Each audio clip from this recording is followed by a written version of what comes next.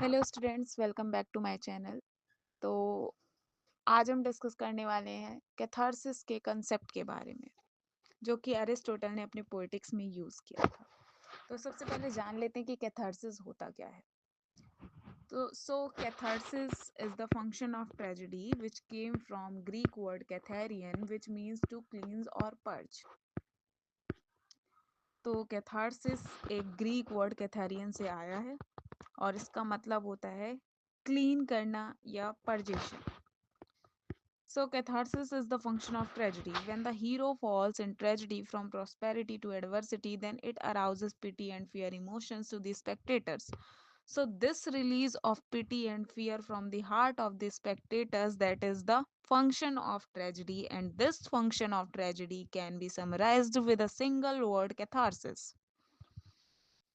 तो हमें ये जानना होगा कि जब हम कभी ड्रामा वगैरह कुछ भी देख रहे होते हैं, तो उस टाइम पे जब हीरो का फॉल हो रहा होता है, बेसिकली ये सबसे ज़्यादा रिलेटेड है ड्रामेटिक ट्रेजेडी से। तो जब हम कोई भी ट्रेजेडी ड्रामा देख रहे होते हैं, तो वहाँ पे जब हीरो का फॉल हो रहा होता है, तो हमारे मन में उस हीरो के लिए पिटी की फीलिंग आ जाती है अपने आप। तो यही ट्रेजेडी का फंक्शन है और इस फंक्शन को एक सिंगल वर्ड में समराइज किया गया है, जिसे हम कैथारसिस के नाम से जानते हैं। अब कैथारसिस के कंसेप्ट को एनालाइज करने के लिए बहुत सारे क्रिटिक्स ने बहुत अलग अलग तरीके की थ्योरीज दे रखी है। तो उन थ्योरीज के बारे में भी हम पढ़ते हैं, जानते हैं। Some critics analyse this word with different theories, some analyzing it in sense of purgation, some analyzing it in sense of purification, and some analyzing it in sense of clarification. अब इसमें तीन तरह की थ्योरीज क्रिटिक्स के द्वारा दी गई। पहली है परगेशन थ्योरी, दूसरी है प्योरिफिकेशन थ्योरी एंड तीसरी है क्लैरिफिकेशन थ्योरी। तो all these critics agreed that tragedy arouses pity and fear. ये सारे क्रिटिक्स इस बात से तो अग्री करते थे कि जो ट्रेजेडी है वो पिटी एंड फियर की फीलिंग को अरोज करती है, मतलब जागृत करती है।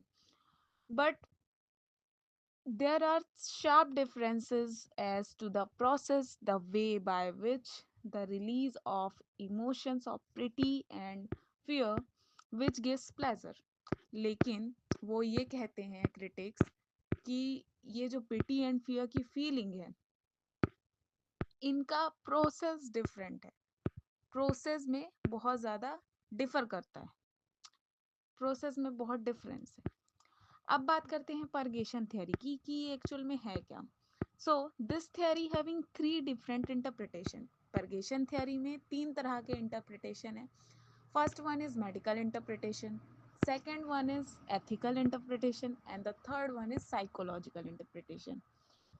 So catharsis has been taken to be a medical metaphor and purgation denoting a pathological effect on soul which is similar to the effect of mediation on the body.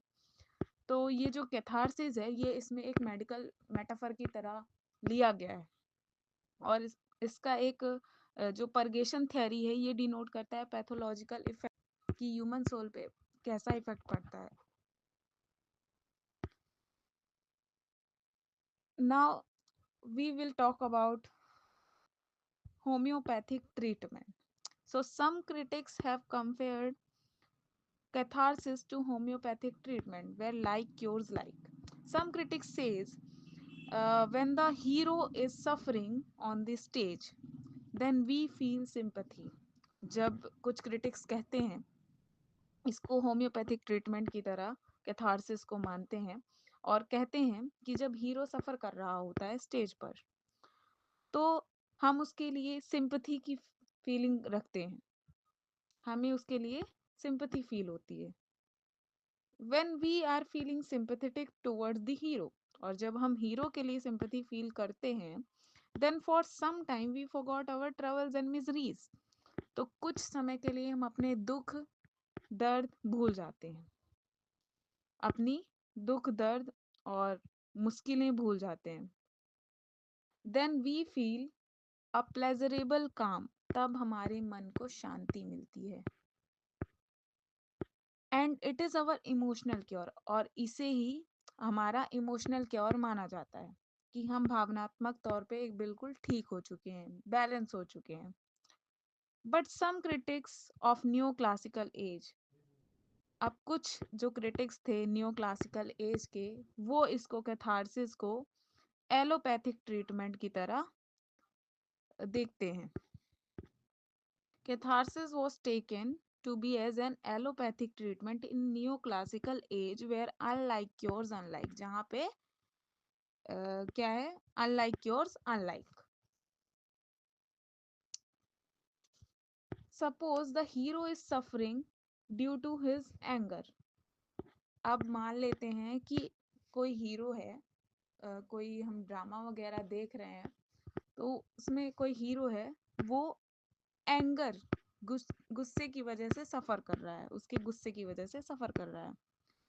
Then feel fear, तब हम क्या feel करते हैं, then we feel fear, तब हमें fear की feeling आ जाती है कि अगर हम भी इसकी तरह गुस्सा, एंगर इश्यूज होंगे हमें भी इसकी तरह, या बहुत ज़्यादा गुस्सा आएगा, बहुत ज़्यादा गुस्सा करेंगे, that if we have anger issues then we will also have to suffer, तो हमें खुद भी सफर करना पड़ेगा, लाइक द हीरो की तरह।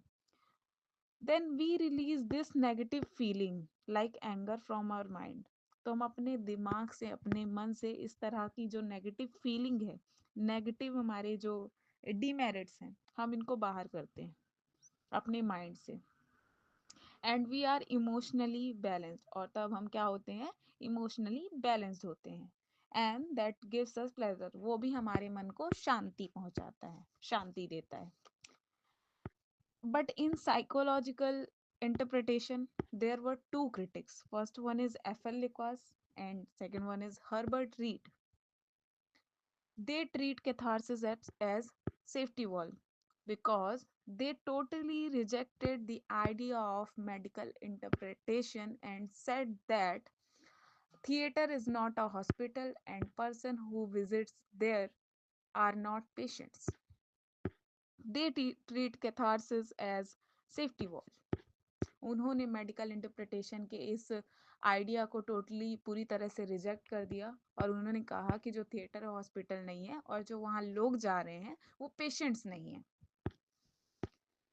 अब सेकंड थ्योरी की बात करें, प्यूरिफिकेशन थ्योरी की। यहाँ पे एक क्रिटिक थे, हम्फ्री हाउस।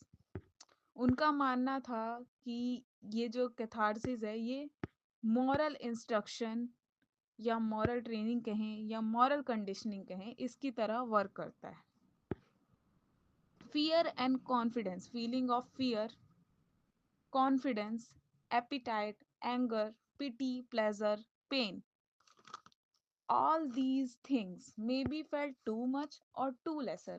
वो कहते हैं कि ये जो हमारे मन में जो इमोशंस आते हैं, पिटी के, पेन के, प्लेजर और ये एंगर, ये सारी जो चीज़ें हैं, ये या तो बहुत ज़्यादा अगर होती हैं, ये बहुत ज़्यादा हमारे ऊपर इमोशंस हावी हो रहे हैं, या बहुत कम हम फील कर रहे हैं, तो in both case it is very wrong.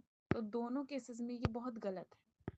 But to feel them at the right time with reference to the right object towards the right people with the right motive and in the right way, that is virtuous. तो Humphry house का क्या मानना था कि हम अगर उस feeling को राइट टाइम पे, उस पिटी, फियर और जितने भी इमोशंस हैं, सबको अगर राइट टाइम पे, राइट रेफरेंस के साथ, राइट पीपल की तरफ, सॉरी राइट पर्सन्स की तरफ, और राइट यानी कि अच्छे विचारों से और सही समय पर अगर हम उसको व्यक्त करते हैं, अपनी फीलिंग्स को एक्सप्रेस करते हैं, तो वो वर्चुअस है। एंड थर्ड थ्योरी क्या कहती है, clarification theory. There were also three critics. First one is Leon Golden, second one is O B Hardison, and the third one is GELs. They relate catharsis not to the emotions of the spectators but to the incidents which form the plot of the tragedy. ये जो critics थे, ये catharsis को emotions, जो spectators की feelings हैं, emotions हैं, उसको छोड़ के जो ट्रेजेडी है उसका प्लॉट, जो घटनाएं बनाती हैं, उसके प्लॉट को जो घटनाएं फॉर्म करती हैं, उन घटनाओं के बारे में बात करते हैं. These critics says tragedy is an imitation. ये क्रिटिक्स क्या कहते हैं कि tragedy is an imitation, tragedy एक इमिटेशन है.